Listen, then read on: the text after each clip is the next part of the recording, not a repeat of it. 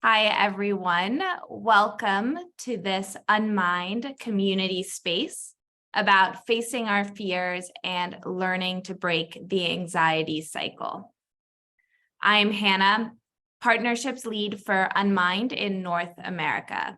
I have the privilege of working with organizations like many of you are a part of here today, who are passionate about creating cultures where well-being and high performance are positively linked.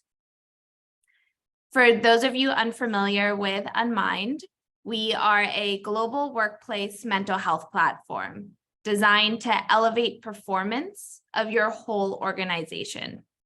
We equipped all layers of a business, from executives, managers, champions, and employees, with the tools to measure, understand, and act on both individual and organizational well-being. We do this through scientifically validated measurement, best-in-class digital content, and access to a global network of practitioners to support people wherever they may be on their mental health journey. Now, today, we are here to talk about anxiety. Anxiety is a term I'm sure you hear on a day-to-day basis and something that we all have varying degrees of experience with. It's a term that it's become an adjective as part of our day-to-day vernacular. And as a result, many of us might have come quite desensitized to it. However, we acknowledge the impact of clinical anxiety some may experience. Today, we're so lucky to be speaking to Dr. Erica Simon to help us understand more about anxiety and impart practical tips for how to manage our feelings of worry, face our fears, and do that scary thing that we're all afraid of. Erica is a clinical psychologist, healthcare consultant, speaker, tech industry advisor, and the founder of Series B. Throughout her work, she's witnessed the impact that problematic work environments can have on the people within them, and the inherent problem with making workplace systems into problems that must be solved at the individual level. I promise that for the bulk of the session, I'll let Erica do most of the talking, but a few housekeeping items. We love an interactive session here at Unmind, so please feel free to use the chat function to share your thoughts and comments if you feel comfortable doing so. However, if you have any questions for Erica, please put them in the Q&A function so that they don't get lost, and we'll do our best to get to all of them at the end of the session. Now, without further ado, Erica, thank you so much for being here. Could you please tell us more about your background and why you're interested in the topic of anxiety? Sure. And just really glad to be in this space with everyone and with you, Hannah. And I'm just so excited for this session. So just a very brief bit about me. I think the most important sort of relevant aspect is I'm actually a trained psychophysiologist. And so in graduate school, I studied the psychophysiology of emotion. And our lab really focused on anxiety, stress, and health concerns and how all those kind of interrelate.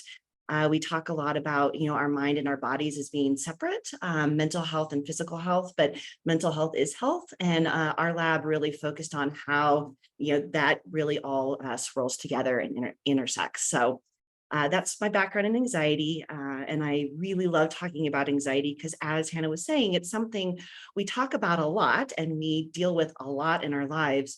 And I like to think about anxiety in from a survival wiring standpoint so that we understand where it's coming from. So yes, I think, Hannah, how shall we start? Yeah, no, thank you. And I love what you said there, that mental health is health. That's something that is so important to remember as we look at the different experiences that we have. With your background, I think you're incredibly well suited to answer this question about just telling us a little bit more about the science behind anxiety and why we feel anxious. Absolutely. So anxiety is an emotion. Anxiety is so interesting to me because it taps in, like I just said before, it taps into our survival wiring that has been evolving over many millions of years. And this is important for us to understand because the part of our brains that actually do top-down thinking that helps us to make decisions in our lives, it's actually just a very recent development in our brain evolution.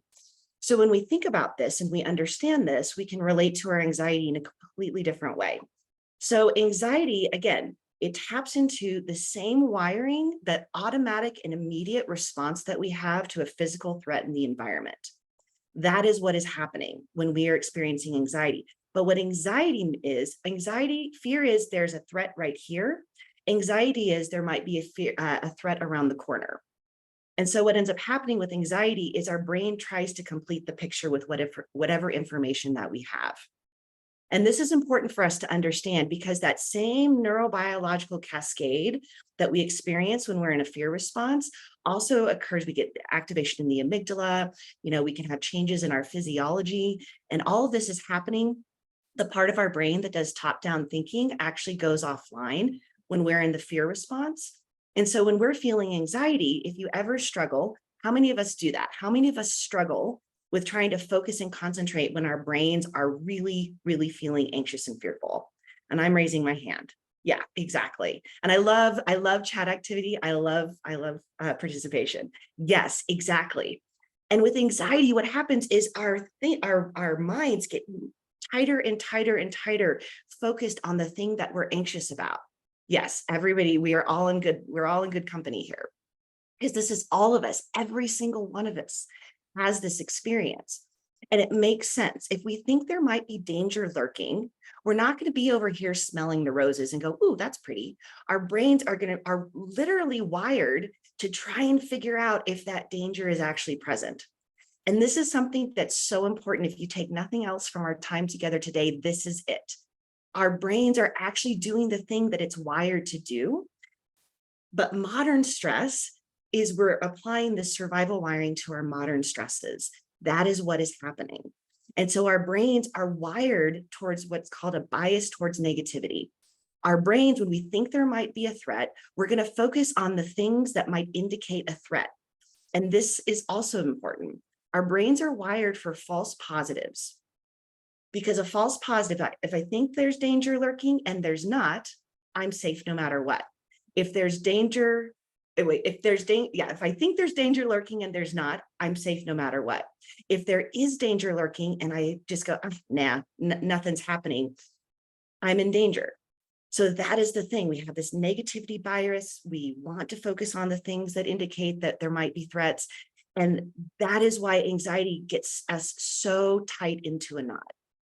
Yeah, exactly. Protective mechanism. That's exactly what it is. We're going to talk about strategies for how to work with that, but this is really foundational for understanding why anxiety grips us so strongly.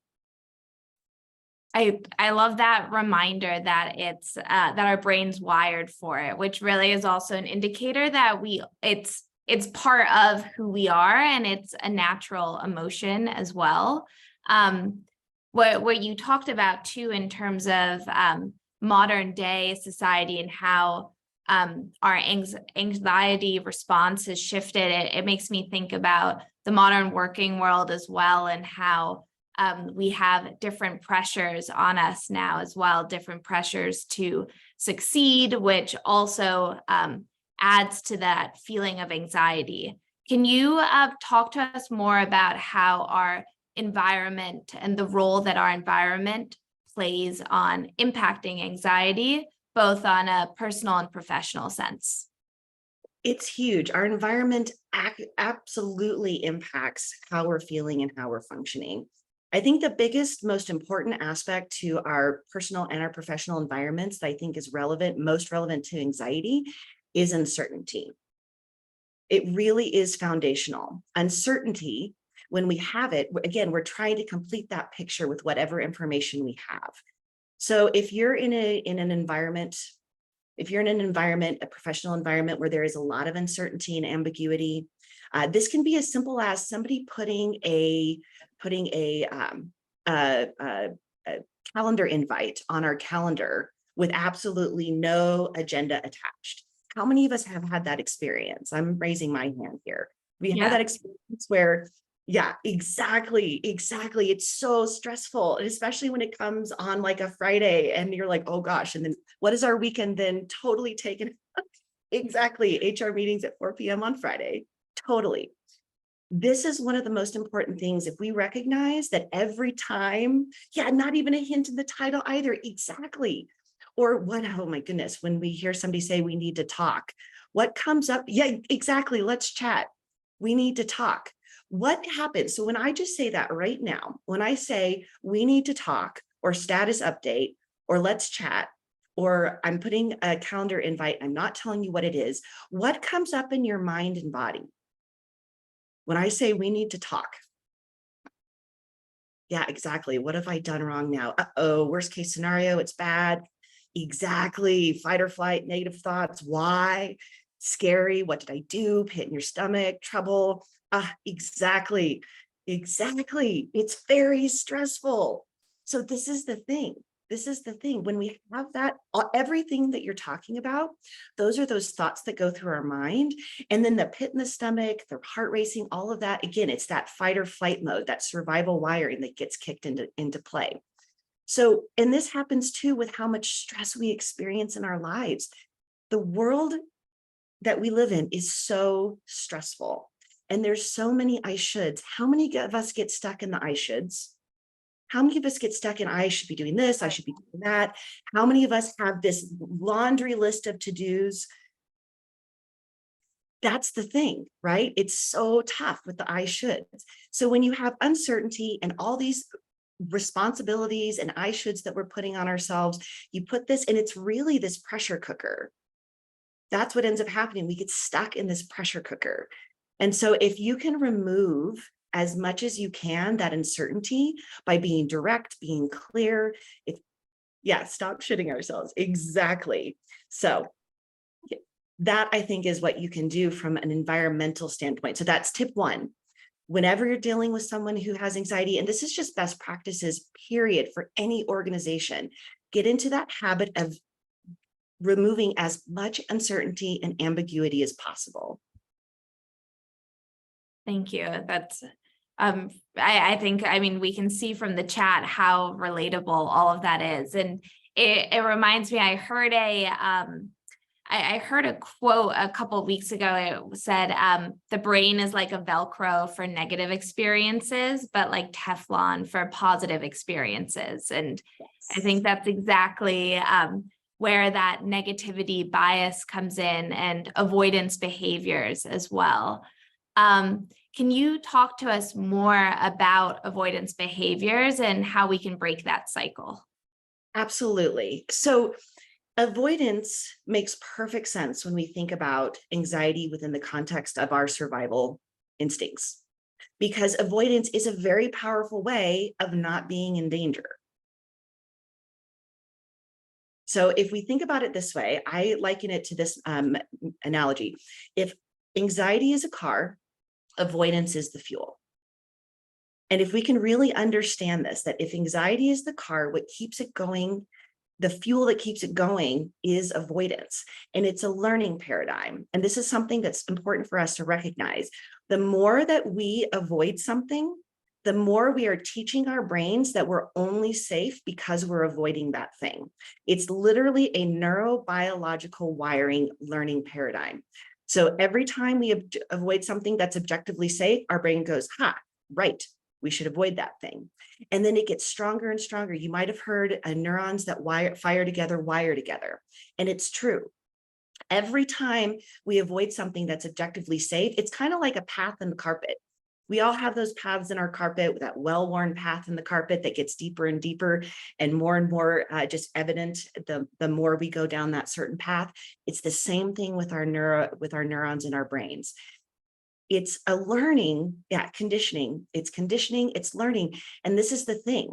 We can unlearn those avoidance behaviors. We can unlearn that we're only safe by avoiding the objectively safe situations by actually doing the things. Yeah, and it does become a habit over time, exactly. And it's learning, it's neurobiological, and that means that we can unlearn it as well. It's actually not that hard, and we're going to talk about some things that you can do to unlearn the avoidance. Yes, neuroplasticity, we absolutely have that. Our brains can wire in amazing ways. Yeah, so actually, let's talk about that a little bit. What are some ways that we can unlearn and change our neuroplasticity? Absolutely. So the number one single most important thing that you can do is actually really simple. And it's this, you might have heard the phrase, do it scared. And I love this because that is really the foundation for addressing anxiety. I treat a lot of anxiety in my practice. And really the foundation of it is you do the thing that's objectively safe, and you do it even if you're scared. So Susan David is an amazing researcher. And the way she puts it is that courage is not the absence of fear. Courage is fear walking. We talk a lot about courage and bravery, like we're doing the thing. It's that stoic person who has no emotional response to the thing. And they're just like, they're so brave and no, that's not it at all. Courage and bravery is we do the thing anyway. And this is what's important. Anxiety is not, you're not deficient. There's nothing wrong with you. You're not broken in some way. So validating that I feel anxiety, and why do I feel anxiety? It's because the thing is important to me. The thing is important to me. There's some reason why I want to do this thing, but I'm not doing it because I'm scared. But we're not scared of things that aren't important to us. So then the thing is that then we have to do it anyway. Exposure therapy is one of the most strongly validated evidence-based therapy that we have. And it actually is really simple. We create a hierarchy of all the things you're scared about, 1 to 10, and then we start small. You start with something that just gives you a little bit of anxiety that's in that hierarchy. You do the small thing that's maybe like a 3, and then once you do the 3, you're like, oh, okay, I can do this. You're starting to rewire your brain. You're starting to unlearn that avoidance is the way to handle the situation. And by the time you do a 3, and that feels okay, then you do a 5 and you're like, oh, a 5 from a 0 is pretty scary. But is a 5 from a 3? That's just a 2-point difference. All of a sudden, everything starts shifting and things start to feel less and less scary. I've done so much exposure work in my therapy practice, and it's amazing to me. Every time there's this shift that happens where all of a sudden you're like, I can do this thing. And once we start gaining that evidence that we can do it, it makes us want to do it more. That's so helpful. And I think it gives very practical tips in terms of how we can very slowly, incrementally build up to that larger, really scary thing that we feel nervous about. But it's hard to sometimes even do that second step. Do you have any suggestions or advice for how we can help somebody who has anxiety, or how we can ask for help ourselves from our peer network? Absolutely. So the first most important thing to understand about how to support someone who really does have quite a bit of anxiety and it's impacting their functioning is to never, ever, ever say it's no big deal. That tends to be our reflex, right? If it's something we can do, we'll be like, I can do it, you can do it too. In a lot of ways, that is the most supremely invalidating thing that we can do to the other person. I see that you can do it, but I cannot.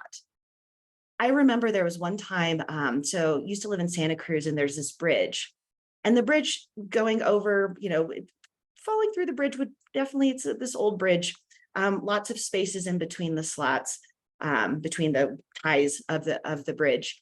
And I remember, looking at it, I was like, I can totally do this, no big deal. And about a third of the way in, those spaces got really big.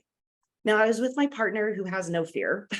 And I was with a friend who also has no fear, which is no fair, by the way. And all of a sudden, I was gripped with this fear and anxiety. Is like, how am I going to get across this bridge? To the point where my legs were shaking. I was tunnel vision. I was completely flushed with that fight or flight response. And all I could do was sit down. I still had to make it across the bridge. And what my friends did and my partner did was really amazing, is they sat with me for a moment. They sat with me, I call sitting with each other in the mucky muck. They just sat there with me until I did not take a deep breath. I can tell you all about the respiratory psychophysiology of why you should not take a deep breath when you're anxious, but don't do it. And they just let me calm down a little bit. And they just sat with me. There was no pressure. And then what they did is they took my hand, and I feel like I'm like a kid or something, but it was so powerful. And we just went through the rest of the bridge together. And it was amazing how that was showing up. And it was just one step at a time. It was just doing that next step at a time. And you know what? I obviously made it to the other side of the bridge. So the best thing we can do for people in our lives who really struggle is to meet them where they're at, slow down, and then just see, can we move through this together? I love that. And I love that story as well. And the idea of really just being supportive by showing up and not putting pressure on that person. On looking at it from more of a professional lens, what role can leaders or managers play in an organization to help reduce that environment that breeds anxiety? I really cannot recommend strongly enough is to look at all the different ways that your organization creates uncertainty and ambiguity. It really is. It's amazing to me how this one particular thing is so powerful. And it's a skill that we have to learn. There's something that happens, and I see this over and over again, where leaders think that employees know how their piece of what they're doing fits into the broader picture. And this is absolutely one of the biggest disconnects I see over and over again. I'm sitting over here doing these things. I have no idea how what I'm doing fits into that broader picture. So again, I'm going to be scrambling to try and figure out, am I showing my worth? Am I demonstrating my value? Is there something in this environment that's telling me that that my job is threatened, whatever it is. So the more that you can recognize this, and then build into your teams, build into your departments, build into your company, ways where you can resolve that ambiguity and uncertainty, it really is the most powerful way that you can as an organization address this. And then creating psychological safety. So psychological safety is a concept that you might or might not be familiar with, but Google did a study back when to really understand what made the best teams. And they had 5 factors that came out of it, but the number one most important thing was if a team had psychological safety. And psychological safety is, do I feel safe admitting mistakes, bringing up divergent points of view? And it's essentially this idea that there's not this punitive environment where I'm going to be punished for those things. So the more that we can recognize this, the more that you can create this safety to say, yeah, I really kind of screwed up on that. Or, you know what, I'm really unclear about this. Imposter syndrome is huge. And imposter syndrome plays a lot with anxiety in the workplace. I'm thinking, I'm fearful, I'm going to be found out. Somebody's going to realize that maybe they shouldn't have hired me because I'm not the thing that they thought that I was when I put on my best, my personal best when I was in my interview. Imposter syndrome is everywhere. We all have our inner critics, and our inner critic really taps into anxiety. So making sure that people can admit mistakes, that they're not punished for doing so, that everything is a learning opportunity instead of something that's meant for punishment. And I'm seeing people do want to know why deep breath is not good. And I will tell that in just a minute after I see. Yeah, and I think somebody is actually answering that question as well. So does that answer your question, Hannah? It does. It definitely does. And I think it plays to the role and the importance too of managers modeling the right behaviors, but also the importance of them having a toolkit and resources to actually know how to create that psychologically safe work environment. Yes. If you have a tool for that and you can learn how to create psychological safety, that's the single most important factor for teams to function optimally. So, and I am going to answer, so the deep breath, when we take a deep breath, how many of you struggle with when you're feeling stressed and anxious and you take that deep breath, it actually makes you feel worse? I'm raising my hand because before I actually had that experience, I'd be like, oh, I'm like, this isn't helping. Or we're told to take a deep breath. Okay, so never. Well, that's good. So deep breathing is two different ways to think about this. Yeah, I often feel like I can't get a deep enough breath. Yeah, and it can make you start crying. Okay, so this is why. So when we say take a deep breath, what we need to do is take a breath into the abdomen. So you can take a breath that's big in volume, or you can take a breath. Yeah, exactly. Deep breaths don't always work. When we take in deep breaths, we're actually activating the part of our brain that says, we're in that stress response. We're actually breathing in more oxygen than what is needed for metabolic demand, meaning we're breathing in more than what is necessary for what we physically need to do. So being able to, and like someone's saying with the box breathing, exactly. Exhalations are actually where we activate our parasympathetic nervous system. Inhalations are where we activate our sympathetic nervous system, which is the fight or flight response. Our exhalations when we're relaxed are about twice as long as our inhalations, and we have little pauses at the top and the bottom of our breath. And we breathe into the abdomen with our mouths closed. When we're stressed, we start breathing with our mouths, we start breathing with our chests, we start taking in lots of oxygen because our body thinks we're about to fight or flee something. And that actually dysregulates our physiology. And that can make us feel like we actually aren't getting enough air. And so then we start even taking more breaths. So when you're feeling anxious, the point is to breathe into the abdomen. You want to slow your breathing, make it really gentle, and just see if that more calm. I like to think about it like a wave that sort of slides in and slides out on the sand. That is more how we want to breathe when we're feeling anxious. So. That's so interesting. I have to admit that I was of the mindset that when you're feeling anxious, deep breaths and try to take those deep belly breaths. But thank you so much for explaining that physiology behind that and how it can sometimes not be so helpful. For our next question, I would like to kind of reframe the conversation a little bit and ask you how we can use anxiety for the positive. Love this. Okay, so like I said before, anxiety points to something that matters.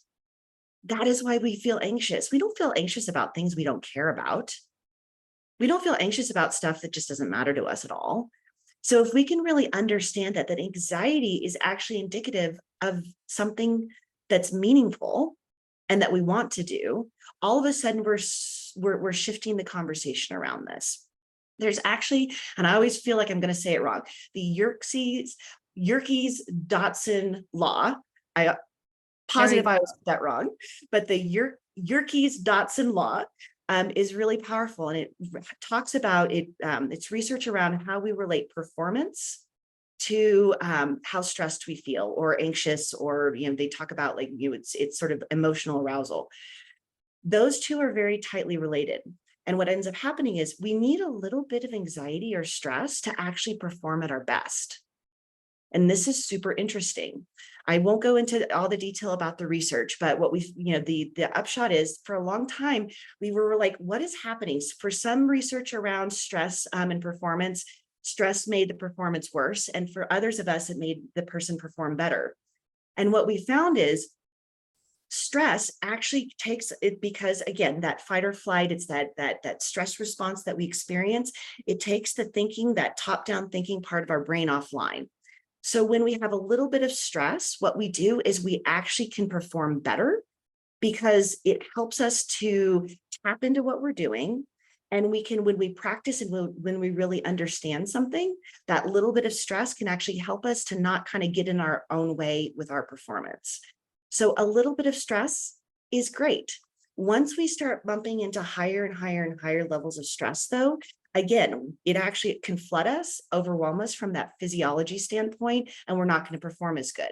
So a little bit of stress, a little bit of anxiety is actually a really good thing. And there's something to be said. Anxiety and excitement are kind of the same thing. Anxiety and excitement, they're sort of a little bit the same. There's a lot of the same physiology. So some of this is when you're feeling anxious about it, are you kind of feeling a little bit of excitement in that as well? So does that? Yes, yeah, definitely. And I really like that comparison too of excitement has a lot of the similarities to anxiety or the feelings of anxiety. Before we get into the Q&A, and I've been seeing, I love how interactive the chat has been and how you all are helping each other out with some of the questions. But before I go into some of the questions, we have, it looks like quite a few. I'd love to ask you, Erica, a little bit more about just some practical tips that we can use when it comes to anxiety and having some additional coping mechanisms above and beyond what you've already said about reducing ambiguity and maybe reconsidering taking those deep breaths. Sure. Well, I think, again, the whole concept of, that bias towards action is this concept in design thinking that I really love. And I take that lens. And it's also starting small. The best thing you can do if you're feeling anxious about something, you can also, so what our brains do is we catastrophize and we overestimate the odds. And every single one of us does this. They're two very common thinking traps that we all fall into. So we're all in good company here. Recognizing that these are two of the most common traps when it comes to anxiety, this helps us because what we do is we go, okay, we're probably thinking the worst is happening and it's 100% likely that it's going to happen. We can sort of logically tell ourselves maybe that's not the case, but ultimately that's how we're functioning. So one of the first things we can do is see if we can find evidence. It's a cognitive behavioral therapy strategy that's super helpful. And it's, what evidence do I have for and against this thought? This thing that I'm thinking, what evidence do I have for why I should feel anxious about it? What do I have evidence against the thought? And this is what's important. It's not about positive thinking. It's about getting an accurate appraisal of what is actually happening. The more that we can get accurate on evaluating what the situation is at hand, we actually get better and better and better at actually just showing up in all aspects of our life. So that's number one. We can also do perspective taking. And this one I love. So especially when we feel gripped by anxiety for things that are objectively safe, we can practice perspective taking. So I'm feeling anxious about this presentation that I have to give, and I'm pretty sure I'm going to just kind of botch it. Well, what's another way that this could go? Well, it could actually really go well.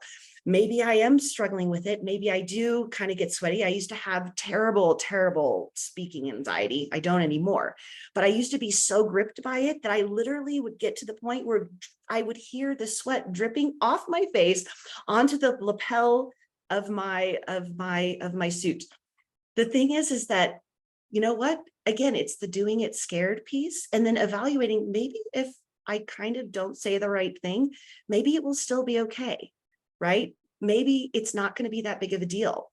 And then you can use what's called the 5-5-5 strategy, which is this going to matter in 5 days, 5 weeks, 5 months, 5 years?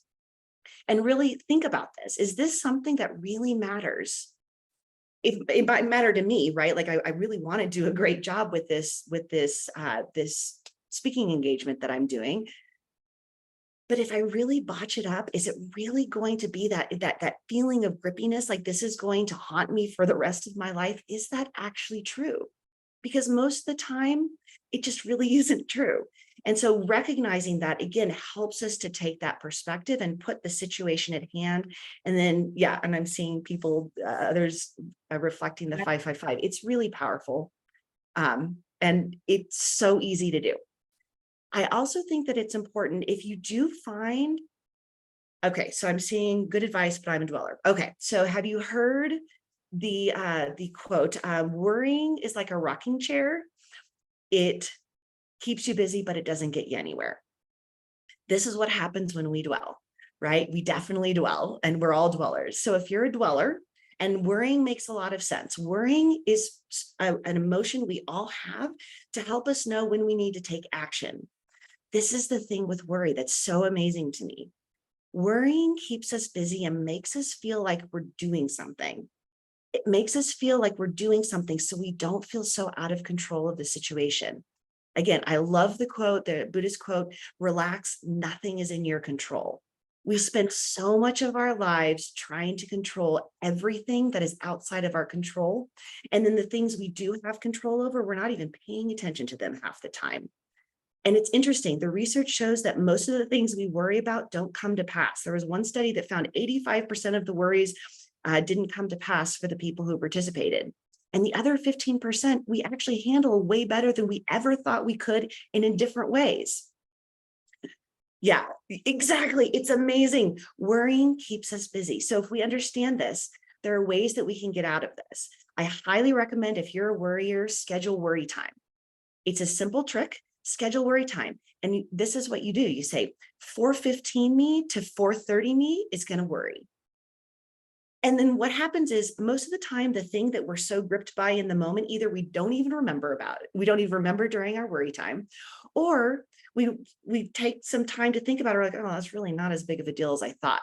Again, this gets us out of that worry grippiness that we all can really get stuck in. Exactly. Worrying changes nothing. Worrying can be productive if it leads to problem solving. And if it doesn't lead to problem solving, all it's doing is keeping us stuck. So worry time's great. And if you struggle with worry in the middle of the night, I was just about to say worry journal. Exactly. Have a worry journal that you can have just a little bit of a light, one of those red lights that barely comes on, scribble down your worry in the middle of the night. It can really help to let your brain let go of it. So I think there's that. I think part of it too is just having a plan for what you have control over. How many of us don't really make plans over the things we really do have control over? So worrying, do I have control over it? What actions can I actually take in line? This actually helps us get that sense of mastery over the things in our lives. And when we feel like we're doing the things that we do have control over, it starts to create some space. So we don't have that anxiety and worry doesn't feel quite so close, so close and sort of stifling. So how are those for some? I love those. I in particular, one that really resonates with me and that I use is reframing a situation to the positive. So really trying to think about and imagine what's the best thing that could happen, instead of thinking, well, what's the worst case scenario? And so just to recap what I heard, some of those top tips is that finding that evidence for and against your thought, and really ultimately proving probably to yourself that that worst case scenario, there is no evidence for it. It's that perspective taking as well. And within that, looking at the 5 and 5 and 5, scheduling worry time, and maybe even getting a worry journal to scribble down those thoughts, especially when they're keeping you up at night. And last, control the controllables. Did I summarize that? I think that is amazing. I think you caught everything. And I'm going to add one final fun one, because this is something that I know for me is really powerful. So I also want to say the quote. So you might have heard, a ship in harbor is safe, but that's not what ships are built for. I don't know if you've heard that quote. This is the thing. You might have also seen that meme where it's like, there's this big bubble that says, this is my comfort zone. And then there's this little tiny circle over here that says, where the magic happens. This is life. This is life. We can stay in our comfort zone. And, even it's one of those things where we can stay in our comfort zone and great, but what are we actually doing? Where is the exhilaration? Life is meant to be experienced. I love Helen Keller's quote, life is daring adventure or nothing. And when we think about this, it always kind of a little bit brings a tear to my eye, because this is if we think about this as life is this daring adventure, And so this is one of my favorite little strategies, and it is evidence-based, but it's my little spin on it. So music is a very powerful mood boost.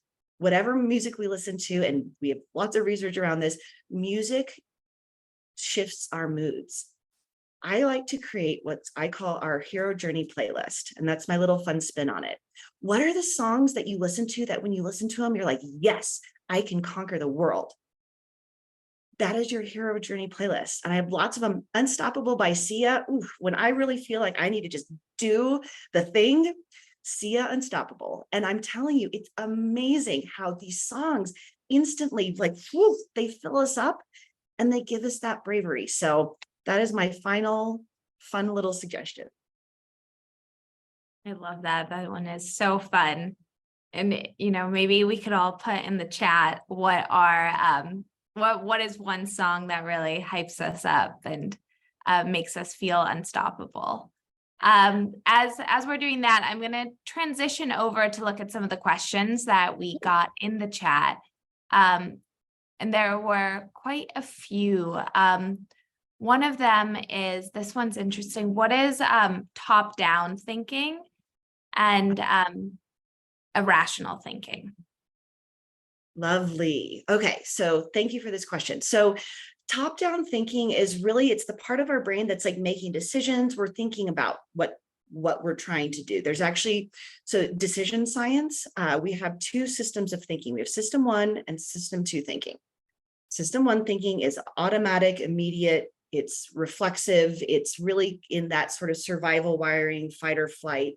We're making decisions instinctively. Shifting into top 2 thinking, into top-down thinking, which is system 2 thinking. And this is where our brains are actually thinking about and making deliberate decisions about what the situation is at hand. Again, this part of our brain is very, very teeny tiny in the evolution of our brain.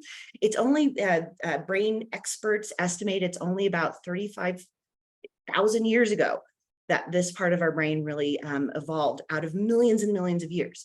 So this part of our brain, when it gets activated, we're trying to make decisions. We're trying to kind of think through what the situation is at hand. It's the part of our brain that when we're sitting and we're focusing and we're concentrating at work, it's the part of our brain that's being activated. And what's also interesting about this part of our brain is it doesn't fully develop on average until the age of 25. So it helps to regulate, impulsivity, and it's just sort of executive functioning and making good decisions. So hopefully that answers that question. And then irrational thinking, I've moved very far away from even using this term, because in a lot of ways, I think our brains are doing the best that they can to evaluate the situation at hand with this little teeny tiny part of our brain evolution based on, we're kind of countering this survival wiring threat detection system. That is what we're doing.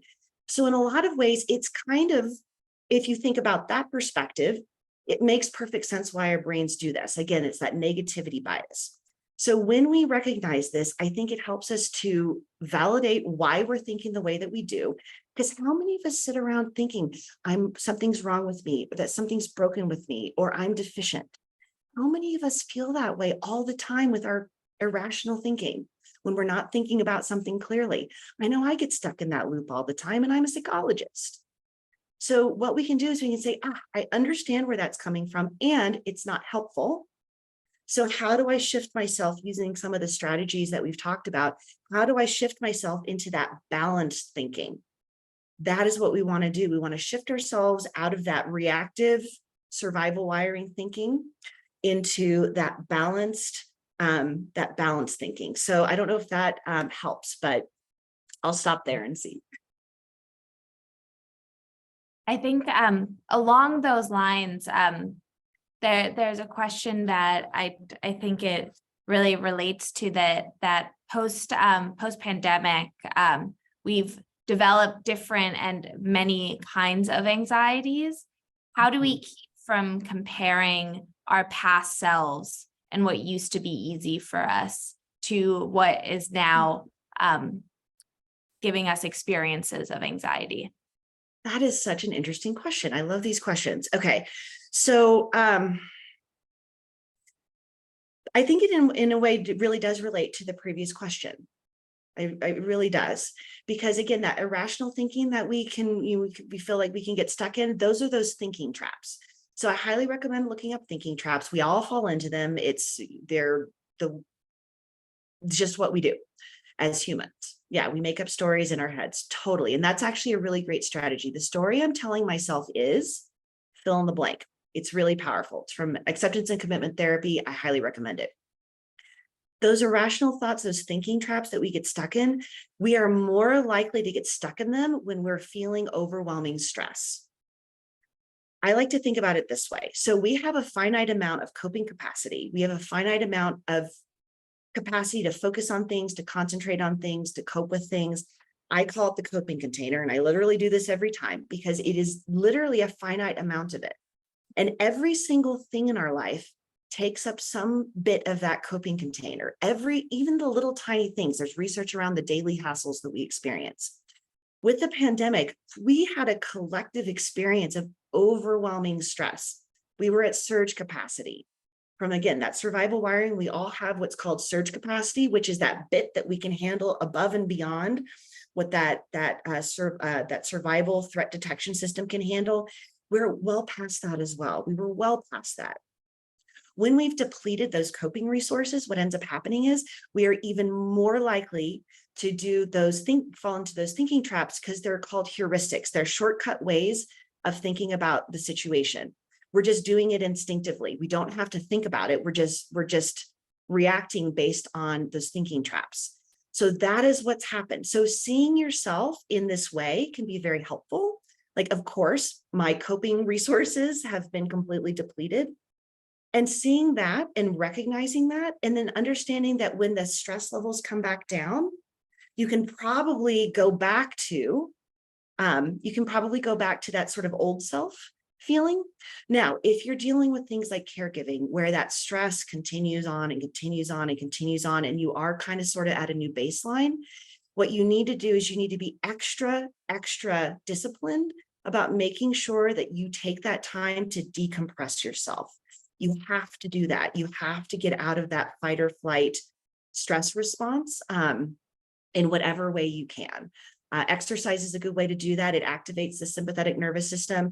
And then when we stop exercising, it pulls us into parasympathetic mode. That's one really great way that we can actually address some of that excess stress that we're feeling. And in addition to exercise, what are some other ways that we can reduce some of that excess stress? So there's research on fractals, which are the repeating patterns in nature. And when our eyes actually sense those repeating patterns in nature, the research has shown that we have a near instantaneous, it's like 69% reduction in stress levels. And this isn't just in our perceived stress. This is literally our EEG has shown that our brainwave activity shifts into a more relaxed state. And MRI studies show that it actually impacts our physiology. So go be in nature. The whole concept of the Japanese concept of forest bathing, it's been around for forever. You know, there's true wisdom in that. And so being in nature, hearing water is also another way that we can address that stress. These are really simple. Listening to music that makes you happy. Seriously, my favorite thing for stress reduction, and when I'm feeling anxious, a 5-minute dance party of one in my living room to my favorite happy song. It's amazing what music can do. Laughter is medicine. When you're feeling anxious, it's not the time to go watch some sort of really stressful show, even if you love that show. These are some of the ways that we can connecting with someone you really care about, rolling around on the floor with your pets or your kids. All of these are very simple ways that we can address stress and anxiety in the modern world. I love those. Thank you so much for sharing those. And I'm seeing in the chat too, some of our participants sharing what helps to soothe them. So I'm hoping that we can all take inspiration from each other and the different tools that we have. I'm going to ask just one more question before we wrap up. And I think that this is a very topical one. It's about the relationship with public speaking, something that I think is always a really common example of something that causes feelings of anxiety. So this question is, not sure that I want to keep doing public speaking on a regular basis, but how do I decide if it's something that's worth it or something worth pursuing and going beyond that threshold? Love it. This is a great question. And this is where we have to decide, is this something that is important to us? Is it something that's important to us? If it is important to you, then I highly recommend you push through it. Seriously, I gave you my example. I mean, you cannot begin to believe how much the anxiety was so overwhelming to me. And my supervisors, they were like, absolutely, this is not okay. We're going to help get you through this. And so again, I did it over and over again. And sometimes that doesn't also happen with specifically with public speaking. If you listen to Susan Cain, who's an amazing researcher, she's an amazing TED Talk. It's one of the most beloved TED Talks. She's terrified of public speaking. And listening to her and how she just pushes through it every time, and she's still always scared, and she does it anyway. And this is where, when we tap into the things that matter to us, if public speaking is in some way related to something that matters to you, then that is all that matters. That's all that matters. And you know what? If it's not important to you in any way, and you truly evaluate that, and it's not an avoidance behavior of something that's important, then maybe public speaking isn't for you. But ultimately, if we're avoiding something that we want to do that's important to us, that is really the biggest question we have to ask. So I don't know if that answers the question. I hope it does. I'm sure it does. Okay, so we're gonna wrap up now. And I hope that you all learned something today. I know that I definitely did, especially around the different coping mechanisms and how we can support each other and create environments that support those experiencing anxiety. I'm going to have Izzy just share Erica's details so that if you all are interested, to keep in touch.